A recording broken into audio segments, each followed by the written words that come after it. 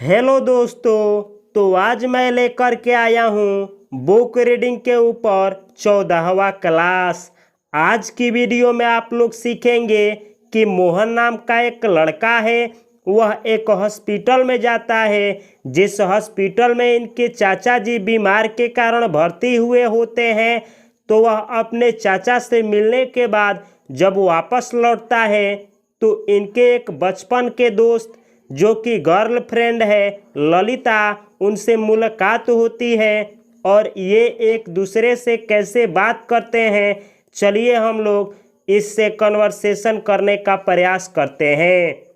ललित बोलती है, hi Mohan, you seem to be coming from the hospital. Hi Mohan यानी hi Mohan, you सीम यानी तुम लगते हो, टू बी कमिंग कि तुम आ रहे हो, फ्रॉम द हॉस्पिटल यानी हॉस्पिटल से। तो इस सेंटेंस का हिंदी मीनिंग हुआ कि ललित जो है वह मोहन से बोली है कि हाय मोहन, ऐसा लग रहा है कि तुम हॉस्पिटल से आ रहे हो।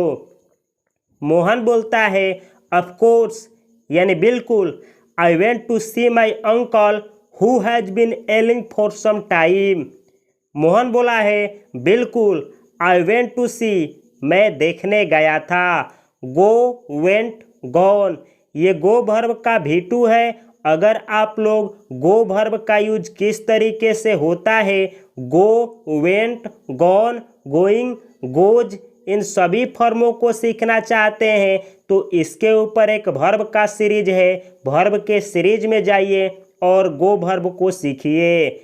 आई वेंट मैं गया था, टू सी देखने, माई अंकल मैं अपने चाचे को।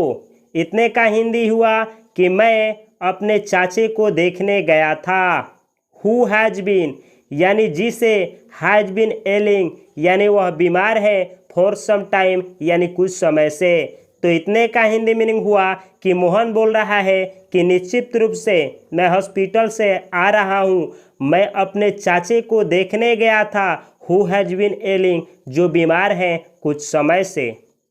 हाउएवर फिर भी, he is better now, he is यानी वह है, बेटर यानी अच्छे, नाउ यानी अब, यानी मोहन बोला है कि फिर भी वह अभी अच्छे हैं।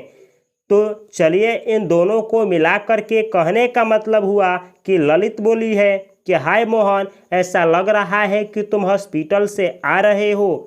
तब मोहन बोला है, हाँ अवश्य, मैं अपने चाचे को देखने गया था जो कि कुछ समय से बीमार हैं, जिन्हें हॉस्पिटल में भर्ती किया गया है, फिर भी वह अभी अच्छे हैं। ललित बोलती है, दैट्स गुड न्यूज, यह अच्छा समाचार है। तो जब भी आपको किसी से कहना हो कि यह अच्छी बात है या यह अच्छा खुशखबरी समाचार है, तो आप लोग इंग्लिश में बोलें दैट्स गुड न्यूज। यह दैट इज का कंस्ट्रक्शन है यानी शॉर्ट फॉर्म है, जिसका हिंदी मीनिंग होता है वह है। यानी किसी चीज़ के बारे में कहना हो कि यह अच्छी खबर है तो आप बोले दैट्स गुड न्यूज। ललित बोली है, दैट्स गुड न्यूज यानी यह अच्छी बात है कि आपकी चाचा जी जो हैं अभी अच्छे हैं। Tell me about the atmosphere inside the hospital. Tell me यानी मुझे बताओ, अबाउट यानी के बारे में, द एटमॉस्फेयर यानी वहाँ के पर्यावरण के बारे में, इनसाइड यानी के भीतर, द हॉस्पिटल यानी हॉस्पिटल के भीतर। यानी ललित जानना चाहती है कि चलिए अच्छी बात है कि आपके चाचा जी ठीक हैं, यह अच्छी खबर है, लेकिन मुझे बताओ वह वातावरण के बारे में जो कि हॉस्पिटल के अंदर है। यानी यह ललित जो है यह जानना चाहती है कि जो हॉस्पिटल का अंदर का खबर है वह कैसा है, हॉस्पिटल कैसा है, सर्विस देने में कैसा है हॉस्पिटल। मोहन बोलता है, oh it is very painful, यह बहुत भयानक है। Many cases will bring tears in the eyes of the visitors. Mohan बोला है, ओह यह बहुत भयानक है। मैनी केसेस यानी बहुत सारे केसेस, विल ब्रिंग यानी ला देंगे, टीयर्स यानी आंसू, in the eyes of the visitors यानी वह व्यक्ति जो कहीं घूमने गया हो उसको विजिटर बोला जाता है। तो मोहन बोला है कि अगर कोई व्यक्ति उस हॉस्पिटल में जाता है तो ऐसे ऐसे केस आते हैं कि जिनको देखने के बाद विजिटर रोने लगेंगे। यह कौन बोला है? तो यह बोला है मोहन। किनसे? ललित से। और मोहन बोला है I found children crying in distress, the visit has made me full of the agony of those who are ill. Mohan बोला है कि ऐसे बहुत भयानक पेनफुल घटनाएं हैं, बहुत सारे ऐसे केसेस होते हैं जो कि अगर वहाँ पे कोई नया विजिटर गया और वह देखेगा तो वह रोने लगेगा। आई फाउंड, मैंने पाया, चिल्ड्रन क्राइंग यानी बच्चे को रोते हुए, इन डिस्ट्रेस यानी एक तड़प में, एक संकट में, एक दर्द में, एक दुख में। यानी मोहन बोला है कि मैंने वहाँ बच्चे को देखा दर्द में तड़पते हुए। The visit has made me, the visit यानी जो विजिट करने वाले हैं उन्हें मुझे बना दिया है, फुल ऑफ द अग्नि यानी भयानक। अग्नि का मतलब होता है दर्दनाक, संकटमय, यानी उसने मुझे संकटमय बना दिया है। Of those who are ill यानी वहाँ जो भर्ती हुए हैं, जो चिल्ला रहे हैं, कराह रहे हैं वो। यानी मोहन कहना चाह रहा है कि जब मैं वहाँ गया तो ऐसे ऐसे अपंग आदमी आ रहे थे, ऐसे ऐसे वहाँ पे रोगी आ रहे थे जिनको देख करके मैं भी एक पीड़ाहीन हो गया, मेरे भी मन में दर्द भर आई। ललित बोलती है your description troubles me, your description यानी आपका वर्णन, ट्रबल्स यानी सताता है, मी यानी मुझे, यानी आपका जो वर्णन है वह मुझे सता रहा है। आपका जो आप जिस तरीके से बतला रहे हैं वो मुझे दर्द दे रहा है। I hope to be able to help the sick some day. Lalit बोली है आई होप, मैं आशा करती हूँ, टू बी एबल कि मैं एबल हो जाऊंगी, मैं लायक हो जाऊंगी, टू हेल्प मदद करने की, द सिक यानी बीमार लोगों की, सम डे यानी किसी दिन। यानी ललित बोली है कि जैसे तुम मुझे बतला रहे हो कि वहाँ किस तरीके से मरीज कराहते हैं, इस तरीके से मुझे दर्द हो रहा है, लेकिन मैं आशा करती हूँ कि मैं भी एक दिन ऐसा बनूंगी कि उन जो पीड़ा से कराह रहे हैं उनको एक दिन मदद करूंगी। मोहन बोलता है I admire your feelings. I admire यानी मैं प्रशंसा करता हूँ, एडमायर यानी प्रशंसा करना।